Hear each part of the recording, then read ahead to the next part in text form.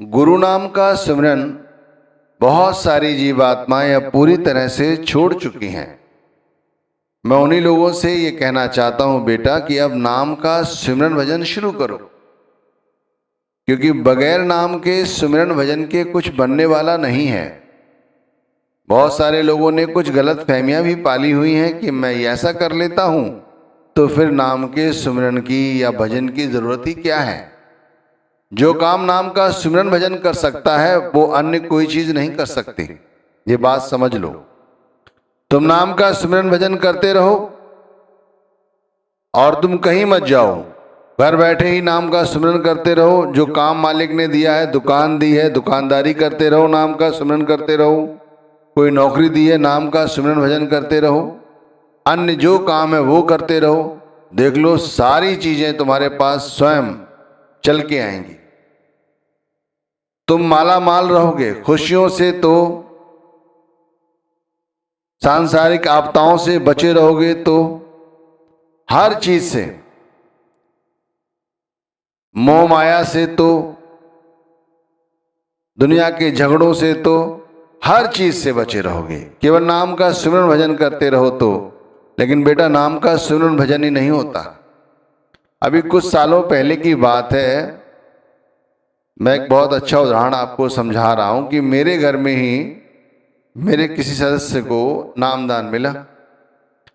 और शुरू में तो नामदान मिलने के बाद उसने नाम की भजन बंदगी भी की, लेकिन कुछ दिनों बाद ही उसका वो सिमरन भजन छूट गया। भजन तो खैर मैंने उसे कभी करते देखा ही नहीं, नाम का सिमरन तो करने की बैठक पे बैठा देखा था। एक दिन वो मेरे पास अपनी फरियाद लेके आया और कहने लगा कि मुझे नाम का सिमरन भजन करना है। पता नहीं मेरा कौन सा कर्म खराब है जो मैं चाहकर भी नाम का सिमरन भजन नहीं कर पाता।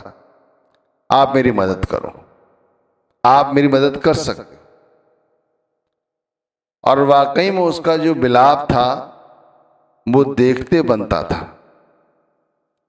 इसी तरह हम सभी का विलाप होता है कि हम नाम का सिमरन भजन करना चाहते हैं, लेकिन हमसे होता नहीं।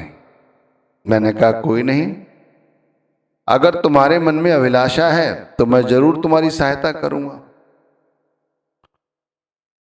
और वही हुआ। जैसे मैं सुबह उठता था मैंने उसे भी जगाया। चूंकि उसने खुद ही इच्छा जाहिर की थी इसलिए उठ के बैठ गया, हाथ मुंह धो के सिमरन पर बैठ गया। थोड़ी देर में मैं देखता हूं कि उसकी गर्दन झुक गई है। मैंने उसे फिर से जगाया। मैंने कहा अच्छी तरह से मुंह धो, दोबारा से फिर बैठो। वो फिर बैठा। फिर थोड़ी देर में उसकी गर्दन झुक गई। उसको लगातार जगाता रहा, समझाता रहा, फिर बिठाया, फिर किया, फिर बिठाया। उसके बाद थोड़ी देर में उठने की कोशिश, मैंने उसे फिर लगातार बैठने के लिए कहा। बैठा जैसे बैठ सकता था। फिर उसे भजन की पद्धति में भी बिठाया, कोशिश की करे, लेकिन नहीं बैठ सका। कोई बात नहीं, दिन चढ़ाया। जब वो काम पे निकला, काम पे निकलने के बाद मैंने फिर उससे चेताया कि दिन में कम से कम 1 घंटे के लिए जो हमारे पुस्तकें हैं धर्म की, उन्हें पढ़ना है जब भी समय मिले।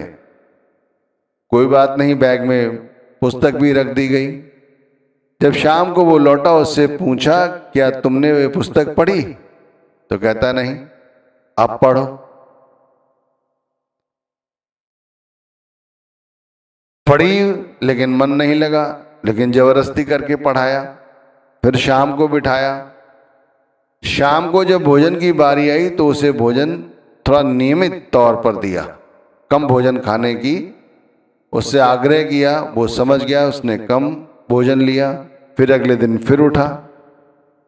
अच्छी तरह ध्यान है मुझे कि दूसरे दिन तो मैंने उसे नहलाया, तब सुमिरन के लिए बिठाया। लेकिन उसके मन की भी चाहत, इसलिए वो स्नान कर लिया। सर्दी के दिन थे लेकिन फिर भी उसने स्नान किया, बैठा। इस बार उसके साथ ऐसा कुछ ज़्यादा नहीं हुआ, लेकिन हाँ फिर भी नींद तो आती ही है, मन भटकता ही है। भटकने दो, कोई बात नहीं, बैठो। बैठा रहा, भजन में भी बिठाया, थोड़ी देर ही सही। शाम आते आते उसने फिर पुस्तक 1 घंटे पढ़ी, जैसे चाहे वैसे पढ़ी। फिर मैंने सोचा ये पढ़ता भी है नहीं पढ़ता है, फिर पूछता हूं उससे कि तूने क्या पढ़ा ये समझा, बता। उसने बताया, थोड़ा बहुत ही सही पर बताया। फिर वही प्रक्रिया, लगातार ये प्रक्रिया मेरे बच्चों कम से कम साल भर तक चली। 1 साल, शायद ज्यादा ही हो सकते हैं, महीने 2 महीने, लेकिन लगातार साल भर से ज्यादा ही चली कि मैं उसको प्रेरित करता रहा, उसको समझाता रहा, और वो समझने को तैयार था।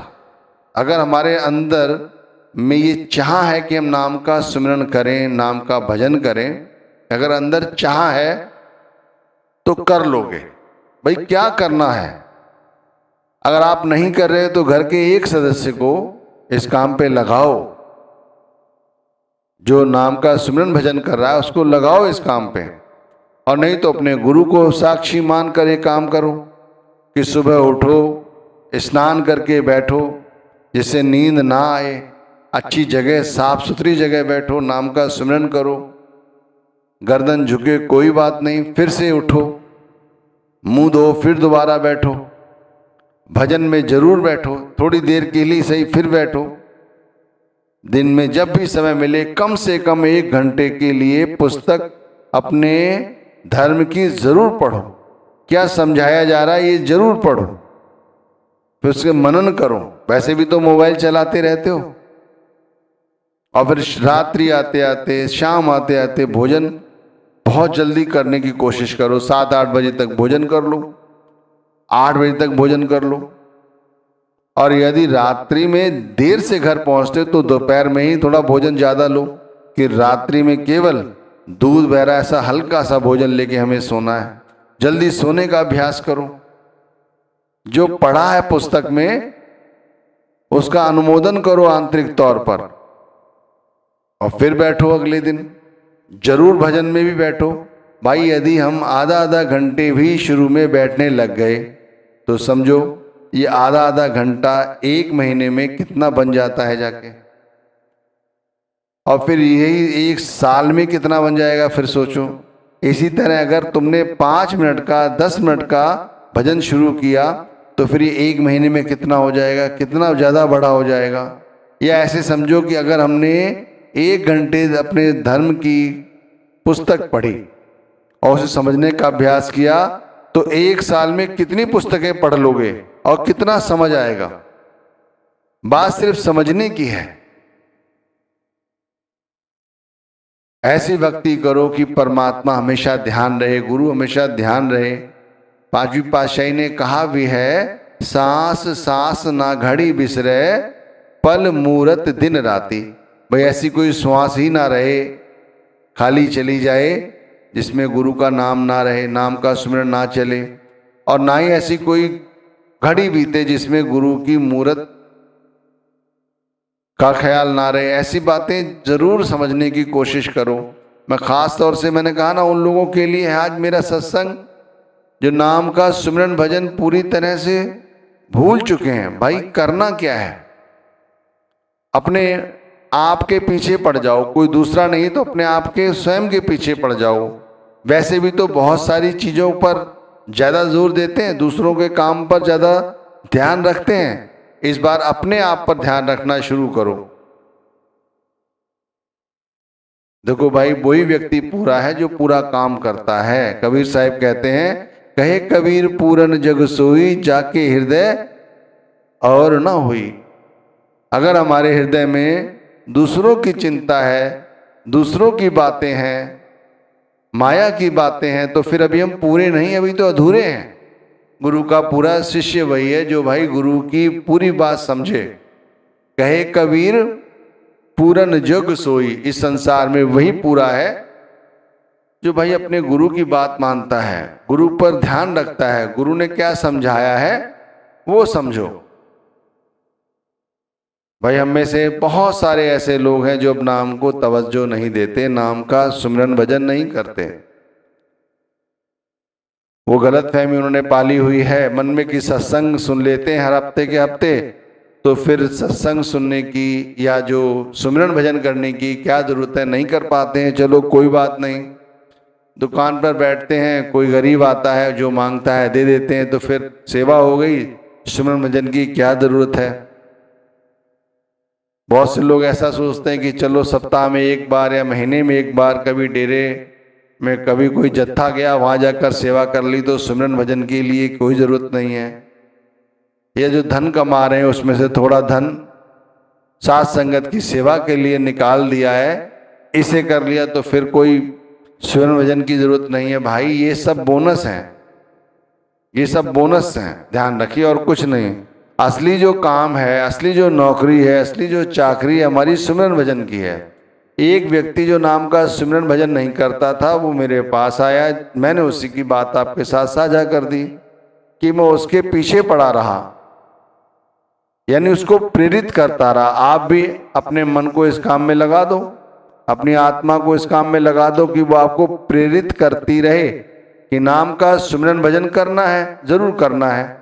तो मैं उन लोगों से जरूर कहूँगा भाई जो नाम का सुमिरन भजन छोड़ चुके हैं वो अपने आप को अपने पीछे लगा दे, या घर में उनकी माता हैं वो अधिक सुमिरन भजन करती हैं तो उनसे कहें कि वो मेरा ख्याल रखें। स्त्रियों से कहें, अपनी पत्नियों से कहें कि मैं नाम का सुमिरन भजन करना चाहता हूँ और मैं नहीं कर पाता, आप मेरी सहायता करो, आप मुझे उठाएं। पर ये ध्यान रखें जो मन में करना चाहते हैं, जिनके हृदय में गुरु का प्रेम है, वो कर लेंगे। सुबह उठाती हैं जब स्त्रियां और पति नहीं उठते, लेकिन अगर इच्छा है गुरु से बात करने की, गुरु से प्रेम की, दिल में अभिलाषा है तो उठोगे, तुरंत उठ जाओगे। बस एक बार जगाया और फिर जाग जाओगे। और फिर शुरू शुरू में होता है ऐसा कि माला गुरु नाम की जपते रहते हैं, मन इधर उधर भटकता रहता है, लेकिन नहीं भाई, जब नाम पूरी तरह से मन में समा जाता है तो फिर ध्यान लग जाता है, फिर सब कुछ अच्छा लगता है। इंद्रियां मन के जिलिए जो घूमती हैं, वो इंद्रियां और वो मन हमारे वश में आ जाता है, आत्मा के वश में आ जाता है। पांचवी पातशाही ने कहा है 10 इंद्री कर राखे बास, ताके आत्म होए परगास। उसी व्यक्ति के हृदय में उसी की आत्मा जाग जाती है, उस परमात्मा को पहचान लेती है जो अपनी इंद्रियों को, 10 इंद्रियों को अपने काबू में रखता है। और काबू में रखने का मतलब ये नहीं है कि तुम लड़ते रहो, सर में दर्द कर लो, नहीं। अरे जब आप जुड़ोगे परमार्थ के साथ साथ ये इंद्रियां अपने आप आपके वश में आ जाएंगी। नाम का सुमिरन करोगे, ऑटोमेटिक मन विषय विकारों से निकलता है। 1 घंटे की पुस्तक पढ़ो तो सही, 1 घंटे रोज गुरु घर की पुस्तकें पढ़ो, क्या लिखा गया है इसे समझने की कोशिश करो। धुन में ध्यान, ध्यान में जानिया, गुरुमुख अकथ कहानी। ये कहानी कथी नहीं जा सकती, समझाई नहीं जा सकती, बतलाई नहीं जाती। धुन में ध्यान, जैसे ही धुन के अंदर ध्यान लगता है, हमें गुरु ने जो समझाया है वो समझ आने लगता है कि देखो अंतर में क्या नहीं है। ये तो पहली पातशाही ने कहा, 5वीं पातशाही ने ठीक इसे और अच्छी समझाया है। प्रभु के सिमरन ज्ञान ध्यान तत्बुध, केवल प्रभु के नाम का सुमिरन करने से हमें ज्ञान आता है। ज्ञान आने के बाद हमारा ध्यान उस नाम के साथ जुड़ जाता है। फिर जो तत्व है, वो तत्व क्या है? वो नाम का तत्व सिर्फ यही है कि हम उस अलख अगम अगोचर उस नारायण को, उस हरि को, उस सतनाम सतपुरुष को अपने हृदय में बसा लें और हमारी बुद्धि उसके साथ जुड़ जाए, सदा सदा के लिए जुड़ जाए।